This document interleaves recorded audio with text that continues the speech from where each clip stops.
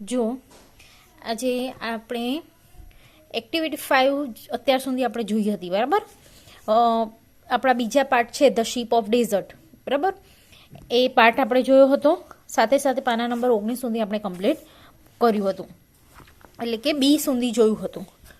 Activity 5 બી સુધી આપણે અહીંયા જોયું હતું. હવે અત્યારે આજે આપણે પાના નંબર 20થી લઈ અને એક્ટિવિટી 5C આપણે જોઈશું. તો સીની અંદર જોઈએ કે work in pairs, sentences from the story are mixed up below. Read them and place them into appropriate column. હવે શું છે કે આ જે વાક્યો છે એ વાક્યો આપણને વાર્તામાંથી મૂકેલા છે. તો બંને જે લાયન અને કેમલ એટલે કે ઊંટ અને સિંહ એ બંને અને અનુરૂપ થતા હોય એવા વાક્યો અહીંયા મિક્સ કરીને આપણે આપ્યા છે. કયું વાક્ય કોને લાગુ પડશે એ તમારે એ પ્રાણીના ખાનામાં લખવાનું છે. 2 ખાના આપેલા છે, એક કેમલનું છે ને એક લાયનનું છે. આ મિક્સ વાક્યો છે જેને અનુરૂપ થતું હોય. અમુક વાક્ય હશે જે ખાલી ફક્ત કેમલને અનુરૂપ થતા હોય, તો એ વાક્ય તમારે કેમલવાળા ખાનામાં લખવાના છે. અમુક વાક્યો હોય છે એ લાયન એટલે કે સિંહને અનુરૂપ થતા હોય, તો એવા વાક્યો આ ખાનામાં લખવાના છે. અને અમુક વાક્યો બંનેને અનુરૂપ થતા હોય એવા છે, તો એ પણ તમારે બંનેના ખાનામાં લખવાના છે. અહીંયા જુઓ, વાક્ય આપણે વાંચીએ કે ship of desert, thorns cannot prick it, has thick pads, needs water every day, can store water for 2 weeks, cannot eat thorny food. પછી છે can run 80 kilometers an hour, king of the forest and also has a pets in fit, does not eat every day. તો આ બધા જે વાક્યો છે એ વાક્યો અહીંયા જો મેં કેમલના ખાનામાં કયા કયા વાક્યો આવશે એ થોડા 2-3 મેં લખ્યા છે. તમે તમારી રીતે લખજો, કારણ કે આપણે પાઠ ચાલી ગયો છે એટલે આપણે દરેકને આવડી જ જશે. શીપ ઓફ ડેઝર્ટ, જે રણનું વહાણ કોને કહેવામાં છે? કેમલને, બરાબર. પછી thorn can not prick it, એ બી આવશે. હેઝ થિક પેડ્સ, પછી can water store for 2 weeks. પછી આ સિંહના ખાનામાં king of the forest, has thick pads, needs water every day, can not eat thorny foods. એને અનુરૂપ થતા અહીંયા વાક્ય મેં લખ્યા છે.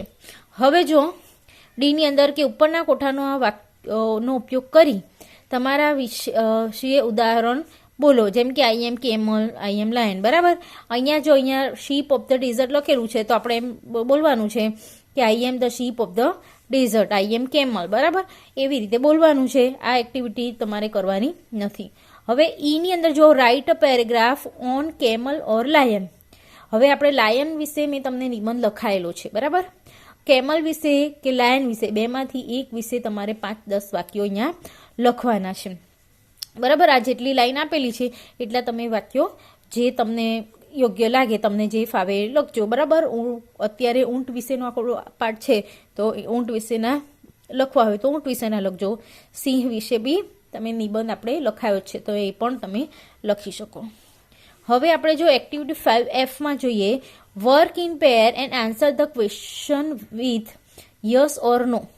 એટલે કે આ જે પ્રશ્નો આપ્યા છે એ પ્રશ્નોનો હા અથવા નામાં એટલે કે યસ અથવા તો નોની અંદર આપણે જવાબ આપવાનો છે. પહેલું આપણે જોઈએ તો can the camel store food in stomach, કે શું કેમલ એટલે કે ઊંટ સ્ટોર ફૂડ એટલે પોતાનો જે ખોરાક હોય એનો પેટની અંદર સંગ્રહ કરે છે? તો હા કરે છે એટલે yes. Can the camel walk easily on hot send, શું ઊંટ છે એ ગરમ રેત, સેન્ડ એટલે રેત ઉપર ચાલી શકે છે ઇઝીલી? તો યસ. ત્રીજો છે are there thorny bushes in the desert, કે શું ડેઝર્ટમાં એટલે કે રણમાં કાંટાળી વનસ્પતિ હોય છે? તો આપણે જોયું પાઠની અંદર કે હા હોય છે, એટલે એમાં પણ શું આવશે? યસ. હવે જો ચોથું વાક્ય આપણે જોઈએ તો can the lion drink 200 bottles of water at a time, કે શું સિંહ એક જ ટાઈમની અંદર 200 બોટલ જેટલું પાણી પી લે? તો નો આવશે, કારણ કે સિંહ ના કરે, એ વસ્તુ કોણ કરે છે? ઊંટ. એટલે આની અંદર નો આવશે. પછી પાંચમું છે lion is lion ready to go with camel, કે શું સિંહ તૈયાર થઈ ગયો ઊંટ જોડે જવા માટે? તો ના નહોતો તૈયાર થયો એટલા માટે અહીંયા નો આવશે. બરાબર, તો યસ નો ની અંદર આ રીતે પેન્સિલથી તમે લખી દેજો. જી જોઈએ, answer this question in 1 or 2 words, કે આ જે પ્રશ્નો છે એ પ્રશ્નોના ઉત્તર 1 અથવા 2 શબ્દોની અંદર આપો. પહેલો પ્રશ્ન, who can eat a lot of food at a time, કે એક જ વખતમાં કોણ ઘણું બધું ખોરાક ખાઈ લે છે? તો camel. What can not hurt the camel's feet, કે કેમલના ફીટને એટલે કે જે ઊંટ છે એના પંજાને કોણ હર્ટ નથી કરતું, કોણ ચૂપતું નથી? તો હોટ સેન્ડ. હોટ સેન્ડ હોય તો બી એને પગમાં કાંઈ અસર થતી નથી. ત્રીજું છે, who can run fast in desert, કે કોણ રનની અંદર ફટાફટ દોડી શકે છે, ફાસ્ટ દોડી શકે છે? તો એનો જવાબમાં શું આવશે? કેમલ. ચોથું છે, what can not disturb the camel, કે શું કેમલને ખલેલ પહોંચાડતું નથી? તો થોર્નની બશિશ. પાંચમું છે, where can the camel store food, કે ઊંટ ક્યાં પોતાનું પાણીનો સંગ્રહ કરે છે? તો એ સ્ટમકમાં. બરાબર, તો આ જે એક્ટિવિટી છે એફ અને જી એ બંને લખવાની છે. બરાબર, તો આ રીતે પેન્સિલથી આની અંદર લખજો. અહીંયા પણ તમારે જે વાક્યો લખવાના છે પેન્સિલથી લખી દેજો. એક્ટિવિટી 6 આપણે જોઈએ. પાના નંબર 21 ઉપર જોઈએ. Activity 6, study the example and write a request for each picture. હવે જો સ્ટડી ધ એક્ઝામ્પલ એટલે કે જે આ એક્ઝામ્પલ છે, ઉદાહરણ છે, એને તમે વાંચો અને એ પ્રમાણે બીજા ઉદાહરણ તમારે બનાવવાના છે. તો જુઓ, પહેલું છે આપણને એક અહીંયા દાંતના ડૉક્ટરનું એટલે દાંતના દવાખાનાનું ચિત્ર છે. એક નર્સ અહીંયા એના હાથમાં કંઈક લઈને ઊભી છે. એક ભાઈ છે એટલે કે એક પેશન્ટ છે, એની અહીંયા જે ડૉક્ટર છે એ ધ્યાન મીન્સ કે એને દાંતનો દુખાવો દૂર કરે છે. તો અહીંયા શું લખ્યું છે? Can cure ટૂથેક. ટૂથ એટલે કે દાંત એટલે દાંતને આપણે બહુ વચનમાં લઈશું. ટીથ એટલે એક દાંત થાય, ટૂથ એટલે બહુ વધારે દાંત થાય, પણ આપણે દાંતો એવું નહીં કહીએ, ટૂથ જ લખીશું. બરાબર, ટૂથ એક એટલે દુખાવો થાય. બરાબર, તો ટૂથ એક એટલે કે દાંતનો દુખાવો, ક્યોર એટલે એને સાજા કરી નાખે એમ. તો અહીંયા લખ્યું છે કે ડૉક્ટર રાકેશભાઈ, will you please cure my toothache, કે રાકેશભાઈ બરાબર, શું તમે મહેરબાની કરીને મારું જે દાંતનો દુખાવો છે એને દૂર કરશો? એવું અહીંયા આપણને એક્ઝામ્પલ ઉદાહરણ બનાવ્યું છે. હવે જો આપણે આગળ અહીંયા તમને એક ચિત્ર આપેલું છે. એક ભાઈ છે એ અહીંયા જે કપડું છે એને સીવી રહ્યા છે. અહીંયા લખ્યું છે કેન સ્ટીચ અ શર્ટ, કે શર્ટને સીવી દો. તો અહીંયા મેં એક નામ લખ્યું છે. તમે પણ તમારી ઈચ્છા હોય એ પ્રમાણે કોઈ પણ નામ લખી અને લખી શકો કે will you please stitch my shirt, કે શું મહેરબાની કરીને મારો શર્ટ સીવી દેશો તમે? ક્વેશ્ચન માર્ક પછી લખવાનું. બરાબર, કારણ કે આપણે પ્રશ્ન બનાવીએ છીએ. હવે જો અહીંયા કેન મેક ફર્નિચર, તમે જો છે ને અહીંયા ટેબલ ને જે લાકડાનું વસ્તુ બનાવતું હોય, ફર્નિચર બનાવતું હોય એનું ચિત્ર આપેલું છે અને નીચે લખ્યું છે કેન મેક ફર્નિચર, કે આ છે ફર્નિચર બનાવે છે. મેં અહીંયા લખ્યું છે કે mister Jitubhai, will you please make my table.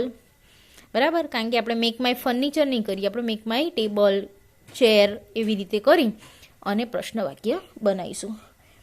આગળ જુઓ કે કેન રિપેર ઇલેક્ટ્રિક આઇટમ્સ. અહીંયા ઇલેક્ટ્રિક આઇટમ્સ બધી આપેલી છે અને એક ભાઈ છે એને સરખી કરી રહ્યા છે એવું આપણને ચિત્ર દેખાય છે. અહીંયા મેં એક વાક્ય બનાવ્યું છે કે mister Deepakbhai, will you please repair my fan. બરાબર, કે will you please repair my fan. હવે અહીંયા જુઓ કે કડિયાનું ચિત્ર આપ્યું છે. કેન બિલ્ડ વોલ્સ, કે દિવાલ બનાવે છે. તો આપણે કોઈ પણ વાક્ય લખી શકીએ, જેમ કે લખીએ કે mister Mohanbhai will you please build my house. બરાબર, મારું જે હાઉસ છે એને બિલ્ડ બનાવશું. અને બીજો અહીંયા છે કેન કટ હેર. તો આપણે અહીંયા લખીશું કે Nayanbhai, will you please cut my hair. બરાબર, તો આવી રીતે આપણે વાક્ય આ બે જાતે તમે બનાવજો. આ બીજા બધા વાક્યો તમે બનાવ્યા છે. હવે પાના નંબર 22 ઉપર એક્ટિવિટી 7 જોઈએ. એક્ટિવિટી 7 ની અંદર શું છે કે વર્ક ઇન ગ્રુપ, કે ગ્રુપની અંદર કામ કરો. Here is the list of things, કે આ અમુક વસ્તુઓ છે એનું આપણને અહીંયા લિસ્ટ આપેલું છે. રાઇટ અબાઉટ ધેમ, એના વિશે તમે વાક્યો લખો. હિયર ઇઝ એન એક્ઝામ્પલ, કે અહીંયા એક એક્ઝામ્પલ તરીકે આપણને આપેલું છે. જેમ કે અ બ્રિક, બ્રિક એટલે થાય ઈંટ, તો બ્રિક એટલે શું થાય? ઈંટ. હવે ઈંટ વિશે અહીંયા વાક્યો લખ્યા છે, તો ઈંટ વિશે આપણે વાક્યો શું છે કે it is red, it is heavy, it can build a wall with it, sorry I can build a wall in with it. પછી છે I can break a coconut with it, કે આનાથી આપણે કોકોનટ હોય, નારિયેળ હોય એને તોડી શકીએ. But I can not eat it, કે હું એને ખાઈ શકતો નથી. તો આવી રીતે અહીંયા ઈંટ વિશે વાક્યો લખ્યા છે. હવે જો અહીંયા નેલ છે, નેલ એટલે આમ તો ટાંકણી બી કહી શકીએ અને નખ બી કહી શકીએ, બરાબર. આપણે ટાંકણી વિશે આપણે અહીંયા લખવાનું છે. પછી અહીંયા કપ છે, તો તમારે અહીંયા તમારી જાતે લખવાના, એના વિશે તમે 3-4 વાક્યો લખજો. ધારો કે અહીંયા ખિલ્લી હોય તો એના વિશે આપણે ખિલ્લી જે હોય એના વિશે લખવાનું કે I can hang calendar on it, બરાબર. એવી રીતે એના વિશે થોડા વાક્યો લખ્યા. It is a small tool, એવી રીતે વાક્યો બનાવવાના છે. પછી છે કપ, તો કપ વિશે આપણે વાક્યો લખી શકીએ કે આઈ ડ્રિંક મિલ્ક ઇન ઇટ, બરાબર. આઈ હેવ અ કફ, એવી રીતે વાક્યો લખી દે. ઇટ ઇઝ રેડ, બરાબર, એવી રીતે લખી શકીએ. પછી છે સીડી, સીડી વિશે બી લખવાનું. ગ્લાસ એટલે કે કાચ, કોમ્બ એટલે કે કાંસકો, દરેકને ખબર જ છે આ વસ્તુથી આપણે શું કરી શકીએ છીએ. થ્રેડ, થ્રેડ એટલે દોરો. હેમર, હેમર એટલે કે હથોડી. પછી છે કોમ્પ્યુટર, કોમ્પ્યુટર વિશે તો આવડવું જ જોઈએ, તમે એનો ઉપયોગ કરતા જ હોય છે સ્કૂલમાં ઘરે ને બધે, એના વિશે તો ઇઝીલી લખી શકાય. Sheet of paper, sheet of પેપરમાં આપણે શું કહીએ? I can write on it, બરાબર. I can make plan by it, એવી રીતે થોડા 2-3 વાક્યો લખાઈ શકો છો. હવે જો એક્ટિવિટી 8, આ પેન્સિલથી તમારે જાતે કરવાનું છે, બરાબર. આની અંદર બી લખજો અને નોટની અંદર લખજો. એક્ટિવિટી 8 જોઈએ. એક્ટિવિટી 8ની અંદર વર્ક ઇન પેર્સ, નીચેના વાક્યો મોટેથી વાંચો અને સરખા ઉચ્ચારવાળા શબ્દોની નીચે લીટી કરો. જેમ કે અહીંયા છે I am Madhav, my left eye is weak. ઉચ્ચારણ આઈનું અને EYE બંનેનું ઉચ્ચારણ આઈ એવી રીતે થાય છે, પરંતુ બંનેનો સ્પેલિંગ અને અર્થ અલગ અલગ થાય છે. ઉચ્ચાર ફક્ત સરખા છે, સ્પેલિંગ અને અર્થ જુદા જુદા છે. એવી રીતે do you know Punjabi? Mehul, Mehul says no I don't know. તો આમાં નો એટલે જાણવું અને નો એટલે નથી. પછી છે go by a car. Suresh, thank you. Smita, good bye. તો બાય એટલે વડે, કે કાર વડે તમે જાઓ, અને ગુડ બાય એટલે આપણે બાય બાય જે કહીએ છીએ એનું અર્થમાં. ચોથું છે our principal was at the school for an hour. તો અવર એટલે અમારા પ્રિન્સિપાલ, બરાબર, અને અવર એટલે કલાક. પાંચમું છે 8 friends ate all the apples, કે 8 એટલે કે અહીંયા 8 મિત્રો, 8 એટલે ખાધું, અને એપલ્સ એટલે સફરજન, કે 8 મિત્રોએ 8 એ ઈટનું ભૂતકાળનું રૂપ છે, કે સફરજન ખાતું. છઠ્ઠું we are at the Somnath temple, we can see the sea from here, કે અમે સોમનાથના મંદિરે છીએ. વી કેન સી એટલે જોવું, અને SEAC એટલે કે દરિયો, SEE એટલે જોવું, અને SEA એટલે શું થાય? દરિયો, દરિયો. અમે સોમનાથના મંદિરે ગયા અને અમે દરિયો જોયો. પછી છે આઈ એટ 2 કચોરીઝ, આઈ કેન ટેક 1 મોર 2, કે આઈ એટ કે મેં 2 કચોરી ખાધી એટલે TWO 2. આઈ કેન 1 મોર 2 એટલે કે મેં એક બીજી પણ લીધી. તો પણ, બીજી પણ લીધી, એમાં પણનો અર્થ TWO 2 એટલે પણ થાય. જોયું? 2 અને 2 બંનેનો ઉચ્ચાર સરખો છે, સ્પેલિંગ અને અર્થ અલગ અલગ થાય. આઠમું છે come here, can you hear the call of cuckoo. Come here, here એટલે થાય અહીં, કે અહીં આવો. કેન યુ હિયર, પાછું અહીંયા હિયર આપ્યું છે, તો હિયર એટલે શું થાય? કે સાંભળવું, કે આપણે, કે તમે સાંભળો છો. કોલ ઓફ ધ કુકુ, કે કુકુનો અવાજ, જે કોયલ હોય એનો અવાજ તમે સાંભળો છો, તો હિયર એટલે અહીં, અને HEAR હિયર એટલે સાંભળવું. 9મું વાક્ય આપણે જોઈએ. This is a strong knot, KNOT.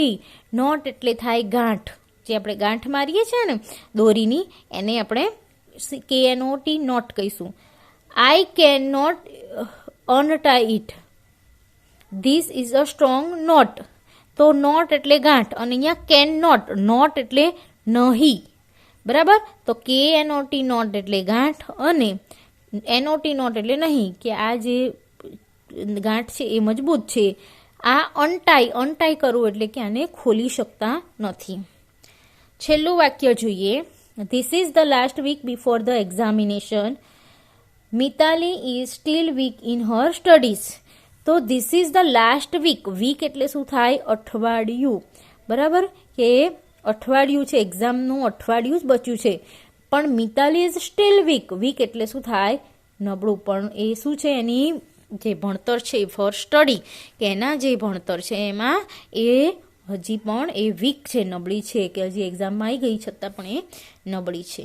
બરાબર. તો અહીં આપણે આવી રીતે વાંચવાના છે. તમારે શું કરવાનું છે? આ વાક્ય લખવાનું, અહીંયા લખવાનું, બાજુમાં આઈ એટલે હું, EYEI એટલે આંખ. આવી રીતે તમારે લખવાનું છે. અહીંયા ફક્ત વાંચવાનું લખ્યું છે, પણ આ તમે લખશો. બરાબર. નો, ધારો કે નો એટલે જાણવું, અને નો એટલે નહીં અથવા નાના અર્થમાં. બરાબર. તો આવી રીતે તમારે આ વાક્યો એક્સરસાઇઝ 8 એ કમ્પ્લીટ કરવાની છે. હવે 8B જોઈએ. પુસ્તકની પાછળ આપેલા શબ્દકોશનો ઉપયોગ કરો. પુસ્તકની પાછળ આપણે જોઈએ તો આ શબ્દકોશ આપણને આપેલા છે, દેખાય છે ને? દરેકના ABCDM Z સુધીના દરેક શબ્દનું આપણે વિશે જે સ્પેલિંગો આપેલા હોય, દરેક શબ્દથી શરૂ થતા એવા ABCDના થી Z લઈ અને સ્પેલિંગો આપેલા છે. નીચે જે વાક્યો આપેલા છે એ વાંચી અને ખોટા હોય કે સાચા હોય તે જણાવો. ખોટા વાક્યો સુધારીને ફરી લખો. જેમ કે અહીંયા Mohan is very weak in his study. તો વીક એટલે નબળું થાય, એટલે આ વાક્ય સાચું છે. પરંતુ અહીંયા લખ્યું છે આઈ એમ મિસ્ટર નાયર. તો અહીંયા આઈ છે, EYE આપ્યો છે, એટલે આપણે અહીંયા એનો સુધારવાનો છે. EYE આવે નહીં, અહીંયા આંખનો અર્થ થાય, પણ અહીંયા હુંનો અર્થમાં, કે હું મિસ્ટર નાયર છું. તો એના આઈનો અર્થ નીકળતો હોય એવી રીતે સ્પેલિંગ બનાવવાનું છે. એટલે અહીંયા આઈ એટલે સુધારવાનું છે. પછી છે we saw the sea at the Veraval last time. કે વી સો ધ સી, તો સી એટલે દરિયો, કે અમે વેરાવળનો દરિયો જોયો લાસ્ટ સન્ડે. તો આ સાચું વાક્ય છે. એવી રીતે માય હેન્ડ્સ આર વીક. તો વીક એટલે તો અઠવાડિયું થાય, એટલે આ વાક્ય પણ આપણે સુધારવાનું, કે my hands are weak, WEAK weak થશે. પછી see you again Harsh, bye. કે આપણે ફરીથી મળીશું, બાય. તો BY આપી છે, તો આ પણ વાક્ય ખોટું છે. આપણે સુધારીશું કે સી યુ અગેન હર્ષ. હવે બાયમાં BYE એવી રીતે આપણે મૂકીશું. પછી છઠ્ઠું વાક્ય બનાવીએ તો we can here noise of crowd, કે ટોળાનો અવાજ આપણે સાંભળીએ છીએ. નોઇઝ એટલે જે ખરાબ અવાજ હોય એ ઘોંઘાટ. તો હિયર એટલે સાંભળવું, એ બરાબર છે, કે ટોળાનો અવાજ આપણે સાંભળી શકીએ છીએ. એવી રીતે અહીંયા આગળ જો અવર બ્રેકફાસ્ટ, તો અહીંયા અવર થશે, અવર બ્રેકફાસ્ટ. બરાબર. પછી છે વી સી અ બટરફ્લાય, એ સાચું છે વાક્ય. પછી we were here in the garden, તો હિયર HERE થશે. પછી આની અંદર the knot of the rope, એ સાચું છે અહીંયા, કારણ કે રોપ એટલે કે જે દોરડો હોય એનું ગાંઠ હોય. 11મું છે I will complete homework in the next week, સાચું છે આ બી વાક્ય. ધેર વેર 8 બુક્સ, 8 નહીં આવે, અહીંયા EIGHT 8 આવશે.